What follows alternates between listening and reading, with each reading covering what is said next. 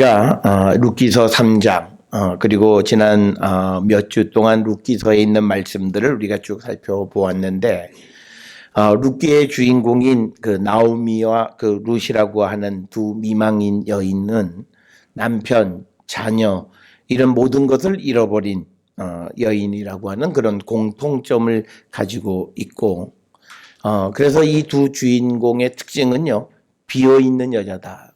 비었다라고 하는 것은 경제적으로 사회적인 안전장치가 전혀 없는, 그래서 자녀도 없는 그런 여인이 바로 이 나오미와 룻이라고 하는 여인이었다라고 하는 거죠.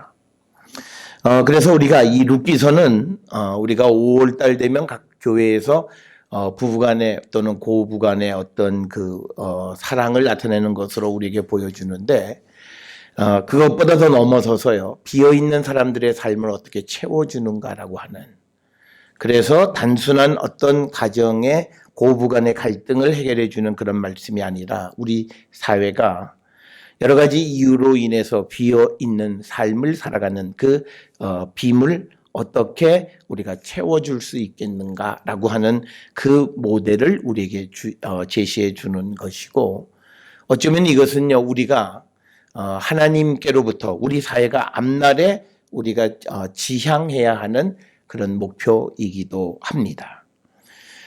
우리가 구약 성경에 보면 성경은 사회적 약자들, 특히 미망인이나 과부들에 대한 여러 가지 규정들이 등장을 합니다. 그 가운데 가장 큰 것이요, 사회적 약자들의 생계 그리고 그들의 권리를 보장해 주라라고 하는 것이 성경의 가르침이고, 특별히 우리가 출애굽기 22장 22절에 보게 되면 과부를 보호할 뿐만 아니라 너는 과부나 고아를 해롭게 하지 말라라고 하는 그런 말씀으로 이스라엘 백성들에게 사회적 약자들에 대한 책임을 강조하고 있다라고 하는 겁니다. 그래서 좀 더 구체적으로요, 과부들이 생계를 위해서 먹고 배부르는 문제를 해결해 줄 것을 구체적으로 제시합니다. 그래서 우리가 잘 아는 신명기 26장 12절에 보면 11조를 걷어서 과부들에게 나누어 주기도 하고, 그 다음에 이제 추수할 때에 그 밭에 이삭이나 과실들을 남겨두어서 객이나 고아나 과부들이 그것을 먹을 수 있게끔 하는 그런 규정이 신명기 24장 19절 이하에 기록이 되어 있고요. 더 나아가서는 이들이 어떤 절기를 지킬 때에도 즐거워할 권리를 누릴 수 있도록 배려하라라고 하는 겁니다. 그래서 신명기 16장 14절에도 그런 말씀들이 있어요. 그래서 적어도 사회적으로 내가 경제적으로 약자고 사회적 약자라고 하는 것 때문에 인간이 기본적으로 누려야 되는 모든 권리를 박탈해서는 안 된다라고 하는 거죠. 그런데 우리 사회에 지금 나타나는 여러 가지 일들이 이것과 관계되어지는 문제들이 발생하는 것은 우리가 하나님으로부터 멀어져 있다라고 하는 하나의 이 신호와도 같은 겁니다. 그래서 우리는 빨리 말씀이 우리에게 가르쳐 주는 대로 이 사회에 비어있는 사람들을 채워주는 일을 우리가 감당해야 되고, 특별히 이제 우리가 통일이라고 하는 것이 요즘 아주 우리 사회에 부쩍 우리 앞에 다가섰는데, 이 통일이 되려면요, 우리가 좀 잘 사는 우리가 국적을 채워줄 생각이 없으면 통일하자 그러면 안 돼요. 만약에 그 마음이 없이 통일하면요, 우리는 또 돈지랄을 하면서 동포들의 마음을 후벼 파게 돼요. 그러면 하나님 앞에 더 큰 죄를 지어요. 그래서 우리가 통일을 원한다면 정말 비어있는 북한 동포들에게 우리 것을 채워주려고 하는 마음의 자세가 있어야 되고, 그것 때문에 내 권리, 또 내가 가져야 되는 이익의 일부를 포기한 마음이 있지 않으면 우리가 통일을 바라는 것은요, 그거는 그냥 말로 하는 그냥 그런 이념적인 이야기예요. 여러분, 우리가 독일이 통일을 하고 나서 한 10여 년간은 그 경제적으로 안정적이던 서독이 굉장히 위기 속에 있었지만 국민들이 그걸 다 감내했어요. 그래서 이게 통일되어져서 우리가 세계에서 사회보장제도가 가장 잘 돼 있는 나라 중 하나가 독일이에요.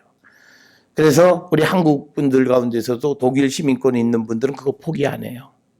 늙어서 독일 가면 그리고 한국에 와 살아도 연금이 자박자박 그냥 통장으로 들어오고 아프면 독일 가면 다 치료 다 해줘요. 그런데 그 혜택을 동독에 있는 사람들, 통일이 돼서 동독에 있는 사람들에게도 똑같이 다 나눠준 거예요. 어떻게 보면 기금을 만들고 그런 제도 만들 때 동독 사람은 아무 역할 안 했죠. 그렇지만 이제 통일을 원한다면 그 비어있는 것을 채워줄 마음의 준비를 해야 된다는 거죠. 우리가 이런 관점에서 보게 되면 과연 우리가 통일이라는 거 우리는 원하는 거 딱 하나 있을 거야. 통일 대박이다. 통일하면 우리가 먹고 살 수 있다. 그러니까 통일하자. 이런 마음으로 우리가 통일을 바라고 만약에 그것을 접근한다면 우리는 하나님 앞엔 죄 짓는 거예요. 우리가 통일을 우리에게 정말 주시면 북한 동포들에 대한 사랑의 마음, 그들을 소중히 여기는 마음, 그래서 내 것을 정말 내 혈육에게 나누어 주듯이 내가 나눠 입고 나눠 먹고 나눠 쓰려고 하는 그 마음의 자세가 우리에게 필요하다는 거죠. 차라리 그런 마음이 없으면 남북이 나뉘어져 사는 게 나아요. 그러면 사람을 괴롭히는 죄는 안 짓잖아요. 그래서 우리가 성경은 우리에게 이 사회적으로 여러 가지 어려운 가운데 있는 자들의 그 삶의 문제를 우리가 책임져야 한다라고 하는 것을 우리에게 말씀하고 있어요. 그래서 어찌 보면요, 우리 사회에 무슨 사회보장제도에 대해서 이러쿵저러쿵 비판하면 안 돼요. 성경은 줄 수 있을 만큼 주라는 거예요. 그리고 줄 수 있을 만큼 주려면 내가 누릴 수 있는 권리를 포기하라는 거예요. 그래서 우리가 오늘 우리가 이 주시는 룻기서를 통해서 보면 이제 이 사회적인 약자인 룻과 나오미를 이 율법의 규정대로 이 보아스가 어떻게 지켜가는가를 우리가 한번 살펴볼 필요가 있다는 거예요. 어찌 보면 우리로 얘기하면 오늘날 우리 사회는 갑질하는 거죠. 뭐 보아스는 경제적으로도 그리고 이 사람은 그 지역에서 굉장히 유지해요. 무슨 짓을 해도 처벌받지 않는 거예요. 특히 이게 고대 사회니까 나쁜 짓 해도 처벌받지 않아요. 다 힘 있고 권력이 있고 따르는 사람이 많고 그런 거예요. 유력한 사람이에요. 그렇지만 그자는 오늘 주시는 본문의 말씀 14절에 보면요. 이제 그 룻이 그의 발치에 누웠다가 이렇게 나갈 때 그가 걱정하는 게 있어요. 혹시 누군가가 보아서 이 룻이라는 여인을 부정한 여인, 남의 밤에 남의 남자한테 왔다가 가는 그런 여인처럼 여겨지지 않게 되기 위해서, 즉 그 여인의 명예를 굉장히 생각하는 거예요. 그래서 14절에 보면 뭐라 말하면 보아스가 말하기를 여인이 타작마당에 들어온 것을 사람이 알지 못하여야 할 것이다. 우리가 이 구약시대 때는요, 우리가 잘하는 것은 남자들은 상관이 없어요. 뭐 그런 게 마치 자기 능력처럼 여겨지는 우리나라의 60년대 그런 시대, 50년대 사회와 마찬가지예요. 그렇지만 이 여인은 특히 이방에서 온 여인이고, 그래서 그 여인에게 잘못된 불명예가 덮여지는 것, 그거 원치 않는다는 거예요. 그걸 배려하는 거예요. 그래서 우리가 오늘날 우리 사회에 어떤 뭐 미투나 이런 것에서 문제되는 모든 것이 뭐냐면 피해자들에 대해서 전혀 배려하지 않는 거예요. 그게 우리 사회의 가장 큰 문제예요. 그런데 오늘 주시는 이 본문은 이 보아스가 원해서 되어진 것도 아니에요. 이 룻이 밤에 찾아와서 그렇게 둘이 있다가 헤어지는 그 모습이, 보아스는 들켜도 뭐 꺼지고 뭐 남자가 뭐 돈 있겠다, 권력이 있겠다, 힘, 이 구약시대 때는 그런 거예요. 그래서 우리가 구약시대 때 보면 뭐 부인도 여러 없고 뭐 그런 세상에 뭐 그냥 괜찮은 거예요. 그렇지만 이 여인, 타지에서 온 여인, 그리고 그런 불명예가 씌워지면 이 여인은 끝없이 사람들로부터 그런 유혹에 시달려야 되는 거예요. 그러니까 이 여인이 여기 왔다 가는 것은 아무도 알지 못하여야 한다라고 그 여인의 명예를 생각해 주는 거예요. 그 다음에 우리가 지난 몇 주 전에도 보았듯이요, 보아스는 룻에게 다른 사람들의 밭에 가서 이 곡식을 줍지 말라, 내 밭에 와서 주스라고 허락을 해 줬을 뿐만 아니라 또 자기가 부리는 일꾼들에게 이 이삭을 조금 흘려줘라는 거예요.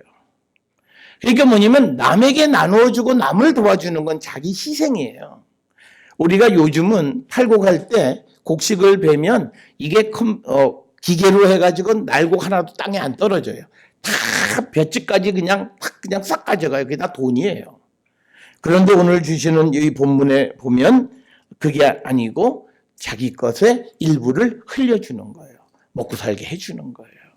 여러분, 오늘 우리가 살고 있는 이 시대에 보면 대기업들 보면요, 하다못해 작은 것까지 다 간섭해서 싹싹 훑어가잖아요.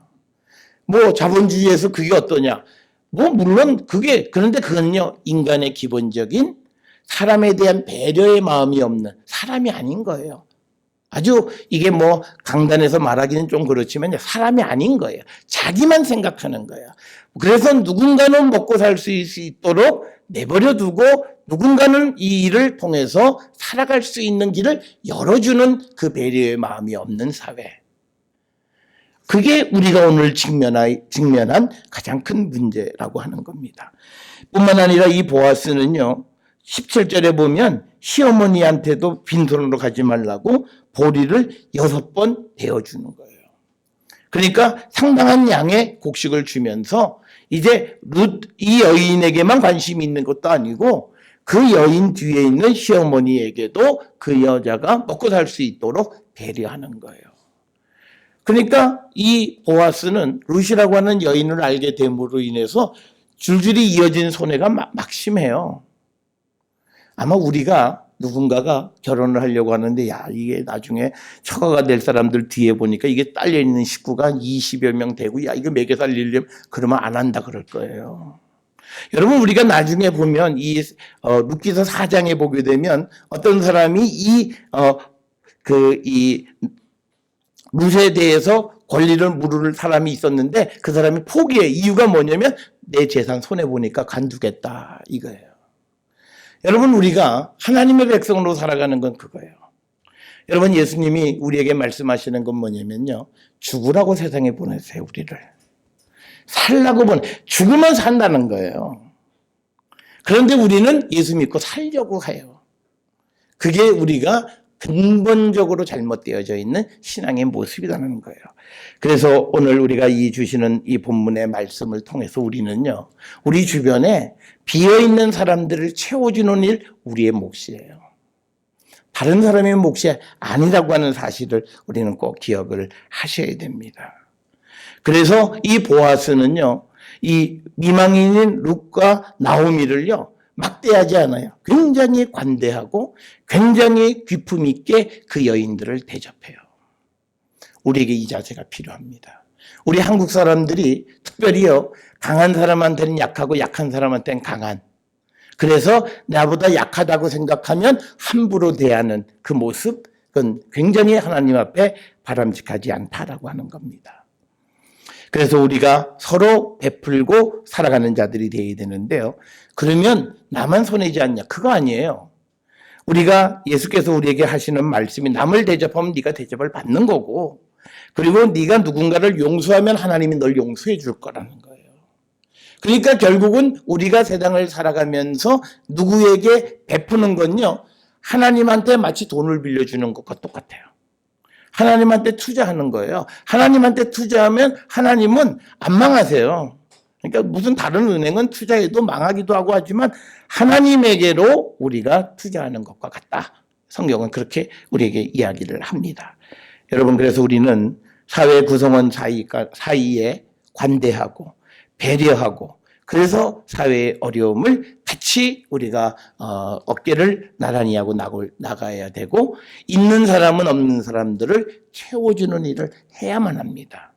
이거는 내가 예수 믿으면요, 선택이 아니고 의무예요. 당연한 거예요. 그거는 뭐 난 안 해?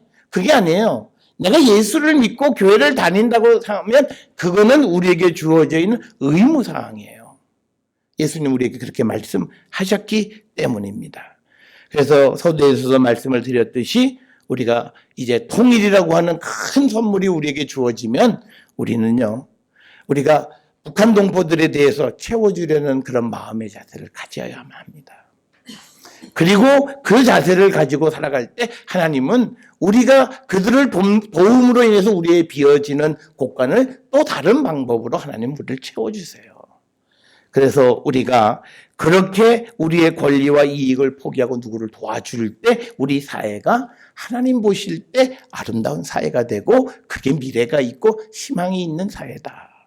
그래서 저는 우리 모든 성도들 믿음 안에서 희망을 바라보고 우리가 배려하고 나누고 채워주는 그런 삶을 살기로 결단하는 우리 모두가 될 수 있기를 주의 이름으로 축원합니다. 기도하시겠습니다.